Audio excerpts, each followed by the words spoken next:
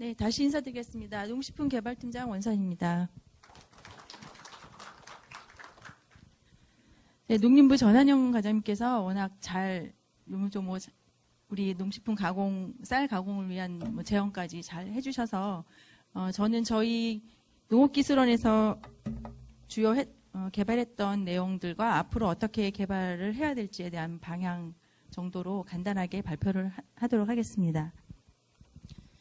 순서는 쌀 소비 현황과 가공용 쌀 산업 동향 그리고 주요 연구 성과, 근무 추진 계획으로 발표를 하겠습니다.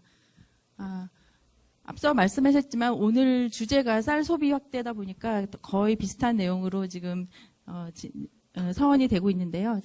저희 같은 경우에는 이제 다 아시다시피 쌀은 세계 3대 곡물 중에 하나입니다. 세계 인구 34%가 주식으로 사용하고 있습니다.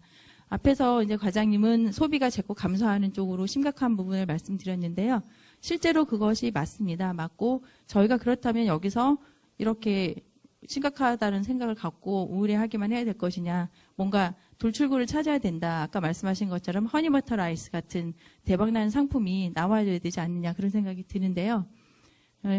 지금 현재는 쌀의 가치가 평가가 절하되고 소비가 감소되고 있지만 또 한편으로는 니즈가 변화되고 있습니다. 소비자들은 쌀 가공식품에 대한 수요가 증가되고 있는 실정이기 때문에 고무적이라고 생각이 됩니다.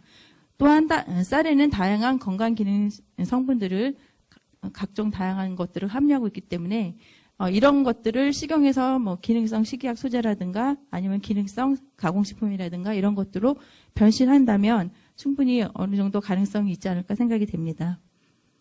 쌀의 주요 건강 기능성을 보시겠습니다. 쌀에는 탄수화물, 단백질, 지방 등 다양한 영양 성분 등을 함유하고 있습니다. 특히 현미를 포함한 주요 기능 성분을 보게 되면 필수 아미노산이라든가 가바 함량, 그다음에 식이섬유, 항산화 물질, 이노시톨 같은 것들, 그다음 미네랄과 PEP 저해 물질들, 이런 것들이 지금 현재 문제가 되고 있는 성인병이라든가 알츠하이머병, 그다음에 성장 발육에 촉진되는 다양한 물질들이 포함되어 있습니다. 진흥청에서 발표한 기능성 쌀 품종 및 주요 특성을 보게 되면 성장 촉진용으로는 고아미 4호, 그다음에 다이어트 식품용으로 고아미 2호와 3호, 그다음에 생활 습관병 치료용으로서 큰눈, 홍진주, 적진주, 밀양 263호, 건강홍 및 조생흑찰, 또 화장품으로도 적용할 수 있는 홍국살이라든가 흑진주, 흑강, 흑설병, 단미 등을 소개하고 있습니다.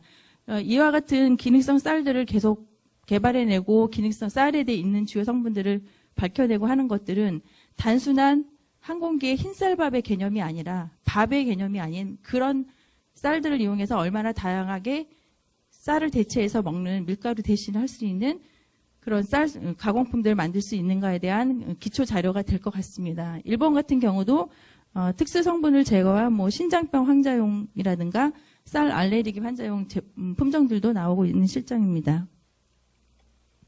이건 앞서 말씀했으니까 생략하도록 하겠습니다. 요 내용도 이제 저희가 이제 쌀 가공 쪽에서 측면에서 봤을 때 다양한 정책들을 펼치고 계시는데요. 저희는 이제 맛이라든가 건강, 간편을 중시한 쌀 요리나 쌀 제품의 개발들이 돼야 된다고 생각이 되고요. 나중에 또 발표를 하시겠지만 미래 세대를 대상으로 하는 쌀밥 중심의 식습관 교육도 필요하다고 생각이 됩니다. 또한 이 쌀 가공 산업은 고부가 전략 산업으로 육성하기 위한 다양한 정책적인 지원들이 필요하겠습니다. 쌀 자조금 도입을 위한 거라든가 이런 여건들이 조성이 돼야 될 것 같고요. 저희 이제 농업기술원 입장에서 본다면 고부가 쌀 가공식품을 개발하고 이것들을 수출까지 연결될 수 있도록 그러한 연결고리가 될 수 있는 기술이라든가 전략적인 방법들을 취해야 된다고 생각이 됩니다. 가공용 쌀의 소비 구조를 보면 고무적인 게 그래도 최근 5년 사이에 연평균 11.2%가 증가하고 있습니다. 또한 2013년 같은 경우에는 가공용 쌀의 정부 양국 의존도도 2.7% 하락합니다. 그러니까 정부에게만 의존하지 않고 직접 구입을 해서 가공용 쌀로 활용하고 있는 빈도도 올라가고 있다는 얘기가 되겠습니다. 저희 또한 가공용 쌀 자체 조달 물량이 통계적으로는 11.1% 증가되고 있는 실정으로 주로 이제 전통 떡이라든가 간편식, 약주 등에서 사용이 되고 있습니다. 그렇지만 이제 쌀 가공식품 산업이 현재까지 발전하지 않고 있는 문제점들을 보게 되면 쌀 가공품 자체의 원료 조달 기반이 취약한 실정입니다. 그래서 안정적으로 성장하는 데 한계가 있습니다. 가공업체의 원료 사용도 소규모하고 영세한 경영 구조를 갖고 있습니다. 그래서 실제로 100톤 이상을 사용할 수 있는 그 가공업체는 17% 정도 되는 걸로 지금 조사가 되고 있었고요. 그 쌀 가격이 높다는 것도 조금은 문제가 있습니다. 그 쌀 높은 가격으로 품질 경쟁력이라든가 가격 경쟁력이 떨어지면서 대체 수입쌀을 사용하게 되는 빈도도 많아지고 이런 차원에서 문제가 되고 있습니다. 또한 쌀 제품 관련 R&D는 초기 단계입니다. 지금 저희도 기초 1단계 가공 정도에서 그치고 있는 상태고 그 기능성 쌀이라든가 다양한 기능성 성분들을 넣은 가공 제품들에 대한 연구가 미진한 상태입니다. 또한 단발성 연구가 대부분이라서 좀 더 조직적이고 전략적으로 연구를 해야 될 필요가 있다고 생각이 됩니다. 가공업체별 유형별 소비 현황을 보면 현재까지는 떡이나 면에서 가장 많은 소비가 이루어지고 있고요. 다음으로 주류, 그다음 쌀과자, 쌀가루 순입니다. 하지만 쌀 생산업체의 매출량을 보게 되면 떡과 면이 우선 1순위이긴 하지만 쌀가루를 생산하는 생산업체의 매출량도 증가되고 있는 실정입니다. 따라서 저희가 앞으로 어떻게 가공품을 늘리고 소비를 촉진하냐에 대한 문제를 해결하기 위해서 쌀가루 산업, 미분 산업을 활성화해야 될 필요가 있다고 생각이 됩니다. 미분 산업의 규모입니다. 미분은 당연히 뭐 떡뿐만 아니라 빵이라든가 요즘에는 돈가스나 뭐 햄, 소세지 또는 그 부침이나 튀김가루 등도 개발이 되고 있어서 밀가루만큼 품질이 균일하고 고급화할 수 있는 그런 그 미국 그 도전 공장이라든가 RPC 통해서 그런 미분들을 고급화시킬 수 있는 정책이 좀 육성돼야 된다고 생각이 됩니다. 그래서 앞으로 27년에는 뭐 10,000톤 이상 소비가 될 거로 예상이 됩니다. 현재까지 저희가 이제 쌀 가공식품이라든가 유통의 니즈가 계속 변화되고 있는다 그랬는데요. 그 소비 형태의 변화를 간단하게 보시면 떡 제품이나 유통 방법 같은 것들이 다양화되면서 식사 대용식이라든가 간식, 또 즉석에서 먹을 수 있는 제품들로 변화되고 있습니다. 또한 떡볶이 떡도 모양이나 색상, 용기, 포장 등이 다양화되고 간편화되고 있습니다.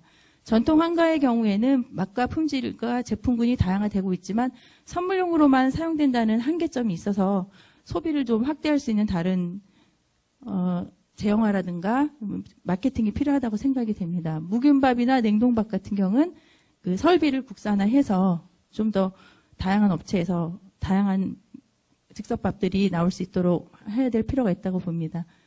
신세대 중심의 새로운 컵밥 시장이 확대되면서 편리성이 강조된 제품들이 많이 나오고 있습니다. 또한 쌀로 만든 다양한 즉석 조리식품들이 등장이 됩니다. 그래서 쌀과 밀가루를 혼합한 거, 쌀과 뭐 키나를 혼합한 거, 건강에 좋다라는 뭐 다른 소재들과 믹스처를 만들어서 단순히 하얀 쌀밥만을 먹어야 된다고 고집할 것이 아니라 그 쌀을 이용한 다양한 가공품들을 만들어 줌으로써 쌀 소비를 양을 늘릴 수 있는 어떤 가공적인 분야의 정책이 필요할 것으로 생각이 됩니다. 또한 그 유통의 죽제품 같은 것들이 죽시장이 많이 이제 화랑이었다가 지금 정책이긴 하지만 건강과 편의성을 고려한 다양한 죽제품들이 계속 리뉴얼되고 지금 생산이 되고 있거든요. 그런 지금 동향으로 가고 있습니다. 그래서 다양한 쌀가루 제품이 등장이 됨으로써 이러한 쌀가루를 다양화함으로써 제품들도 쌀 가공 제품들도 다양화할 수 있지 않을까라는 생각이 듭니다. 그리고 조청이나 올리고당 같은 경우를 보면 쌀고추장 이런 것들도 쌀을 접목해서 우리 전통 한식과 매칭시켜가지고 조리식품으로 개발하고 하려고 하는 그런 식품의 고급화 추세도 있습니다. 쌀 가공 식품 소비 트렌드를 간단하게 요약을 해드리면 식사류 같은 경우는 소포장, 그 다음에 균형 잡힌 식사 대용식으로 가능한 것들, 그 다음 시간과 노력을 줄여줄 수 있는 간편식이 트렌드가 되겠고요. 간식류 같은 경우에는 건강과 미용 지향적인 제품들이 출시가 많이 되고 있습니다. 또한 천연 소재라든가 무첨가들, 아니면 유기농이나 친환경 제품들에 대한 요구가 높아지고 있으며 또한 글루텐 프리 제품 등 특수 용도형 제품이 소비가 요구가 늘어나고 있습니다. 조미료나 주류 같은 경우에는 조미용 식재료를 쌀을 이용한 고급화 추세가 있고요. 또한 전통 발효식품을 대중화하고자 하는 트렌드가 있습니다. 또한 그 막걸리 같은 경우는 쌀 소비에 가장 이제 기여가 큰 게 이제 막걸리여야 되는데 막걸리를 우리나라 사람들은 너무 저가로 이제 소비가 인식이 되어 있기 때문에 이런 것들을 좀 고급화하고 퓨전화해서 좀 가격을 제대로 받을 수 있는 그런 기술들이 필요하다고 생각됩니다. 그래서 세계화를 위한 퓨전화 막걸리 개발이 지금 저희 농업기술에서는 중점으로 두고 연구를 하고 있습니다. 저희 농업기술원에서 최근 한 5년간 쌀을 이용한 가공품을 상품화하고 보급한 현황입니다. 지금 술 분야에서는 산양산삼 막걸리 등 15종을 개발해서 기술 이전을 했고요. 떡과 빵은 이제 특수용도용으로서 비반 예방용 떡을 등 3종을 개발해서 기술 이전을 했습니다. 음료는 밥알이 없는 식혜, 그러니까 일반 소비층을 좀 확대하기 위해서 밥알 없는 식혜를 한번 적용해서 또 기술 이전을 했고 총 8건의 특허를 취득하였습니다. 이러한 쌀을 저희 기술 이전한 그 업체들이 경기미를 사용할 수 있도록 저희가 계약 재배를 2010년부터 추진을 했는데요. 첫 해년도에는 이제 100톤 정도를 시작으로 해서 김포의 쌀 연구회 회원님들이 많이 도움을 주셨습니다. 그래서 쌀 연구회 보람찬 벼를 다수성 품종인 보람찬 벼를 계약 재배해서 현재까지 1,340톤 정도 22억 규모를 계약 재배를 하였습니다. 계약 재배 당시의 모습이고 이제 이 보람찬 재배 모습이 되겠습니다. 또 저희가 이제 보람찬이라는 품종이 이제 다수성이고 이런 것들로 해서 홍보도 좀 했습니다. 전통주 분야를 말씀드리면 2009년에는 자색 고구마 막걸리를 배해정도가에 기술 이전했고요. 보리 막걸리를 우리술에 기술 이전했습니다. 이 자색 고구마 막걸리는 우리나라 최초로 그 한일 정상회담에서 건배주로 막걸리가 사용되었습니다. 요거는 국제 재즈 페스티벌에서 대표 막걸리로 또 저희가 출시를 했습니다. 2010년에는 이제 천년초 선인장 지역의 특산물을 연결시켜서 할 수 있는 선인장 막걸리를 개발했고 또 이천에 쌀이 유명하니까 이천 쌀 막걸리라는 그냥 브랜드 네임으로 해서 쌀 문화 축제의 대표술로 저희가 또 활용할 수 있도록 기술 이전했습니다. 11년엔 육묵 막걸리 또 파주에 있는 콩 축제 때 대표술로서 콩 막걸리를 개발했습니다. 또한 기능성 성분이 많이 들어간 기능성이라는 이미지를 막걸리에 좀 부여하기 위해서 가바 막걸리를 개발했고요. 요거는 저희 경기도의 막걸리 세계화 사업단과 공동으로 추진한 결과물이 되겠습니다. 다음은 이제 산양삼 막걸리입니다. 아까 밖에서 보신 바와 같이 산양산삼을 막걸리에 접목해서 우리술 품평회에서 경기도 대표술로 여러 차례 수상한 바가 있습니다. 요거는 산양산 약주가 되겠고요. 문배주는 그동안에 이제 수수로만 원래 문배주를 만들었었는데 문배주 순이라고 해서 25도로 낮추면서 쌀을 첨가해서 문배주를 만들어서 좀 신세대용으로 리뉴얼한 제품이 되겠습니다. 요거는 이제 아직까지 본격적인 출시는 안 되는데요. 퓨전화를 위한 이제 맥주 맛이 나는 막걸리 정도 개발을 했습니다. 다음은 떡과 빵류입니다. 빵은 이제 건조떡으로서 그 수분 함량을 낮춰서 유통기간을 연장할 수 있는 떡을 개발해서 기술 이전을 했고요. 비만 예방용 떡으로서 리파아제 저혈성을 보유한 떡을 정남농협에 기술 이전했습니다. 또한 쌀을 이용한 빵을 만들고자 쌀 마드레인을 만들어서 선인장 영농조합법원에 기술 이전을 했습니다. 다음은 음료입니다. 허니식초는 조금 자료가 문제가 있는데요. 요거는 이제 100% 꿀만 갖고 이제 만드는 식초가 되겠고요. 그 다음에 이제 산양삼 식혜라고 해서 산양삼을 이용해서 사포닌 함량을 증가시킨 식혜 제조 방법으로 기술 이전을 대농바이오했습니다. 또한 아미노산이 많이 함유된 고아미노산 식혜를 밥알 없는 형태로 만들어서 특허 출원하고 기술 이전하였습니다. 이와 같이 개발된 다양한 가공품 소비 촉진을 위해서 상해 박람회라든가 동경 박람회 또 농촌 지도자 대회를 통해서 홍보 활동을 하였고요. 정부 종합청사 전광판의 홍보 자료로 지금 저희 개발품들이 나가고 있습니다. 다음은 그 비만 예방용 떡 같은 경우에는 KBS의 홍보가 됐고요. 그다음에 이런 것들은 홈쇼핑을 통해서 판매도 되었습니다. 금의 추진 계획이 되겠습니다. 앞으로 저희 농업기술원 농식품개발팀에서는 경기 쌀을 이용한 소비자 맞춤형 가공품 개발된 쌀의 가공식품의 기술 이전 및 산업화, 농식품 가공업체 현장 애로 기술 지원, 농식품 가공용 원료국 안정적 공급 방안 마련이라는 4개의 목표를 두고 제가 좀 감기가 심해서 죄송합니다. 경기 쌀 소비 확대 및 부가가치 향상에 이라는 비전으로 연구 개발 사업을 하고 있습니다.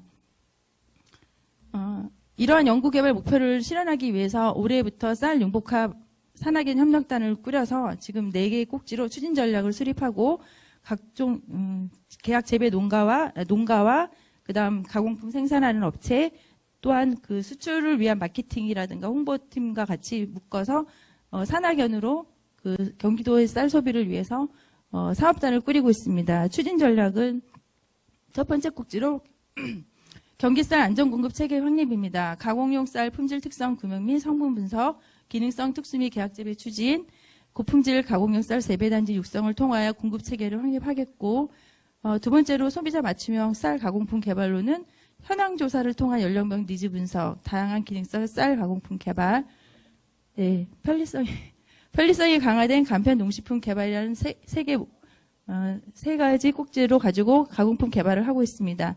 또한 유통 및 마케팅 강화 분야에서는 가공업체 제품의 리뉴얼을 하겠으며 경영 컨설팅을 통한 경쟁력 향상과 국내 홍보 강화 및 해외 시장 개척을 통해서 마케팅을 강화하겠습니다. 다음으로는 쌀 가공업체와 네트워킹을 구축함으로써 가공용 쌀 생산자 협의체를 구성할 계획이며 쌀 가공 R&D 및 자문위원회를 조직하겠으며 업체별 맞춤형 마케팅 및 경영 컨설팅을 통해서 경기 쌀 소비가 10% 업 되도록 노력을 하겠습니다.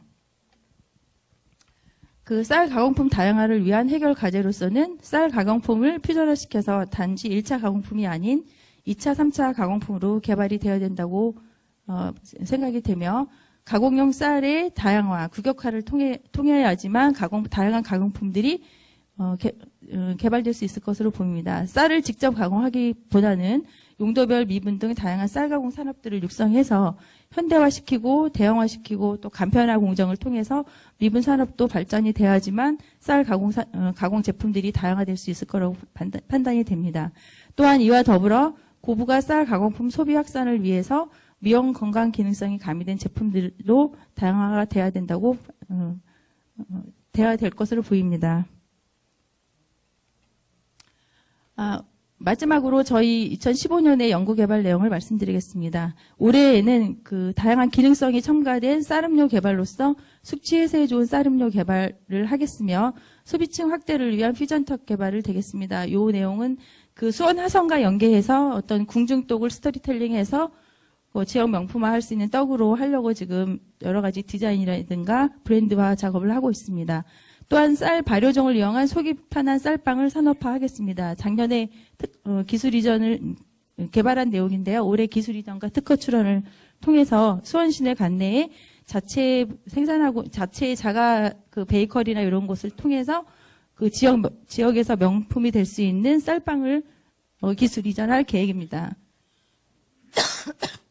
또한 기능성이 강조된 홍국쌀을 이용한 수출용 막걸리를 개발하겠으며 농가 체험형 제조적 육성을 통한 전통주 6차 산업화 연구를 하겠습니다. 또한 지화 특화 종목 연계된 쌀 가공품 개발로 식초라든가 증류주, 베이커리형 소재들을 개발할 계획입니다. 네, 이상 발표를 마치겠습니다.